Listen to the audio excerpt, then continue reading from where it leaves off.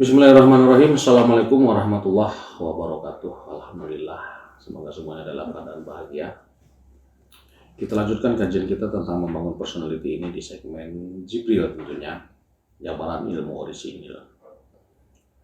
Terakhir kita sudah membahas penyebab munculnya dimensi insan. Yaitu karena terjadi split personality.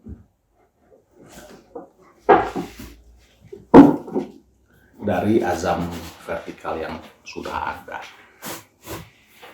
Ketika kita mengalami split personality dari azam vertikal yang pernah kita buat itu, maka saat itulah kita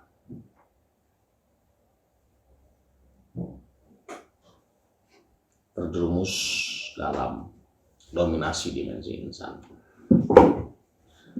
Selanjutnya di surat yang sama, di surat Toha ayat 126. Ya. Ini harus dibaca dari 125 ayat.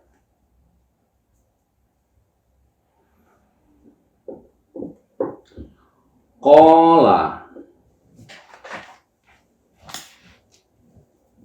Rabbi lima hasyatani a'ma qad kuntu basiran.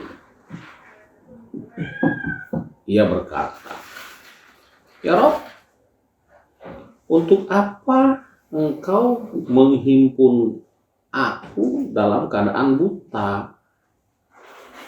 Padahal aku dahulunya adalah seorang yang memiliki idealisme. Basiran, basir itu idealisme ya. Melihat, orang yang mempunyai kemampuan melihat secara ideal. Qala kadzalika atatka ayatuna fanasi tahap. Allah menjawab, demikianlah karena kamu telah melupakan ayat-ayat kami ketika telah datang ayat-ayat itu kepadamu. Wa kadzalikal yauma tunsa. Begitu pula lah pada kondisi ini, pada hari ini, dimensi insanmu terus bekerja begitu. Sahabat, jadi ayat ini sebenarnya adalah Furqan ya. Furqan dari ayat 115 yang kemarin. Jadi janji yang pernah ada antara kita dengan Allah itu harusnya jadikan itu sebagai basor. Jadikan itu sebagai ideologi kita, ideologi yang ideal. Ya.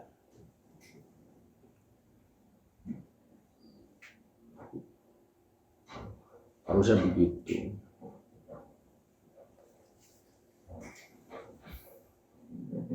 Dari mana basor itu tercipta? Dari mana ideologi itu terbentuk? Ya. Menjadi idealisme ya. Itu dari ayat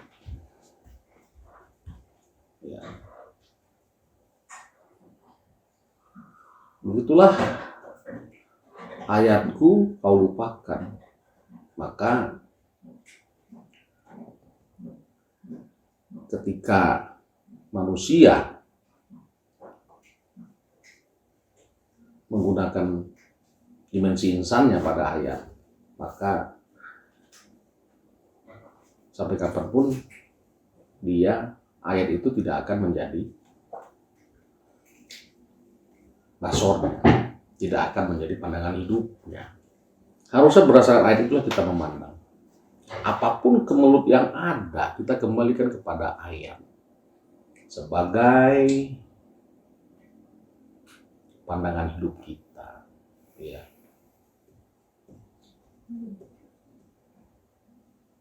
Jadi Allah tidak pernah ikut terjebak pada pandangan fisik kita, tidak. Kalau Allah terjebak pada fisik, terus apa yang dipandangnya pada fisik kita ini? Allah memandang urusan itu ya dikembalikan kepada versi Allahnya, ya.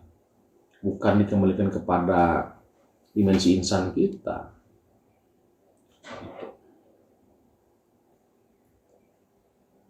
Misalnya pada Rasulullah Muhammad, ya, Rasulullah SAW. Beliau dibesarkan dari keluarga Bani Hashim yang penuh rahmah, sehingga dia diberi gelar rahmatan lil alamin, ya, baik pada semua orang. Diakuisisi dari Nabi Ibrahim. Jadi Muhammad itu mengakuisisi ajaran Ibrahim. Nggak boleh melihat orang susah, pantang lihat orang susah, langsung ditolongnya, langsung dipapahannya. Ya. Rasulullah ketika di Mekah juga sudah begitu. Memang begitulah watak. Nah, ketika di Madinah, kutiba alaikumul qital, disuruh qital. Kan jadi seakan tabrakan, ya, antara rahmatan lil alamin dengan qital. Sehingga banyak orang yang komplain dengan ajaran Rasulullah ini. Katanya rahmatan lil alamin, tapi kok hobinya perang, misalnya begitu kan. Seakan-akan tabrakan. Ya, kan tidak mesti perang. Bisa dengan negosiasi, begitulah ceritanya. Ini memang dilema bagi Rasulullah. Di sisi lain kutiba kita, di sisi lain Rasulullah sendiri nggak punya bakat perang, kan?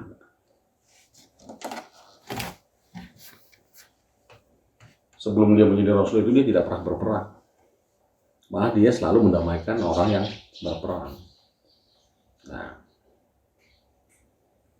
ketika di Madinah kan tidak dirubah, dia tidak kehilangan personality, tidak split personality, tidak dirubah langsung dengan menjadi keras, sadis. Ya. Jadi memang lebih dahulu kutiba alaikumul qisos ketimbang kita. Udah kita kaji waktu di bab Tabiatus Syam, ya. Ya.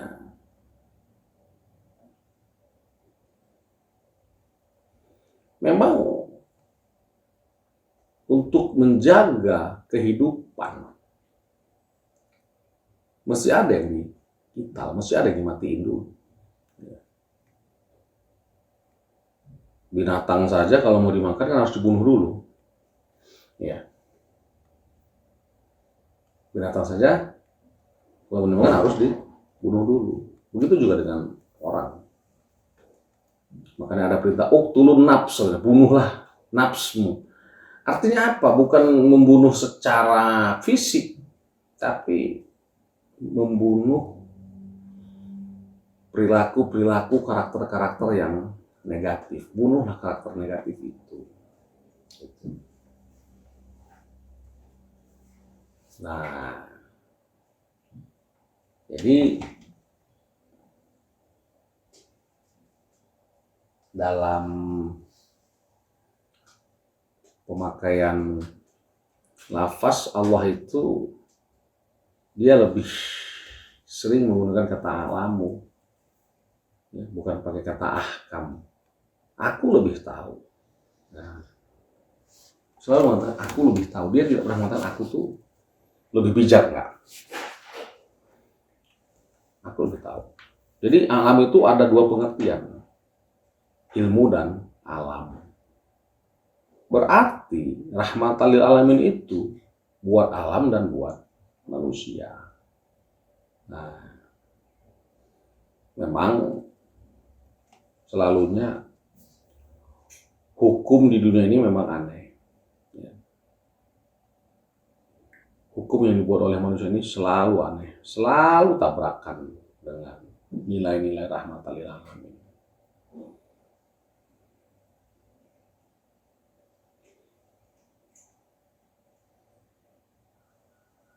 Tempat minuman, ya, tempat pelacuran, minumannya dihancurin, tapi pabriknya enggak, ya sama aja. Gitu.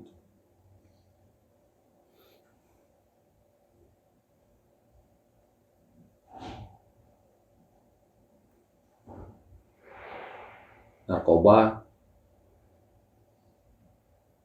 ditangkep, dihukum berat, koruptor dibiarin misalnya.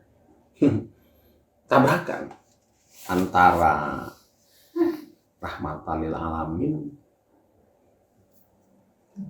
dengan kebijakan. Jadi kebijakannya itu tidak merahmati. Ya, itulah akibat apa? Karena hukum ini dibuat tidak berdasarkan ayat. Hukum dibuat berdasarkan kepentingan sebelah pihak saja, tidak rahmatan lil alamin. Begitu. Koruptor di penjara begitu enaknya, begitu nyamannya, padahal dia yang bikin bangkrut negara. Gitu. Dia bikin bangkrut negara, sehingga kadang-kadang negara ini sudah tidak lagi kita temukan di mana sih letak rahmatan lil alamin. Ya itulah. Karena hampir seluruh negeri ini melupakan ayat-ayat Allah. Bahkan sebaliknya, orang yang berpegang teguh kepada ayat-ayat Allah malah dikenyahkan. Harusnya untuk mengantisipasi dominasi insan kita harus confirm, kita harus jadikan ayat itu sebagai determinan hidup kita. Makanya ada hadis Rasul yang mengatakan balighu anni walau ayat, sampaikan yang dariku walau satu ayat. Jadi begitu pentingnya ayat-ayat di kitabullah itu untuk kita fahami, sehingga ayat itu menjadi personality kita, menjadi pakaian kita, ya, sehingga kita menjadi bagian dari uniformity of nature, rahmatan lil alamin. Demikian. Assalamualaikum warahmatullahi wabarakatuh.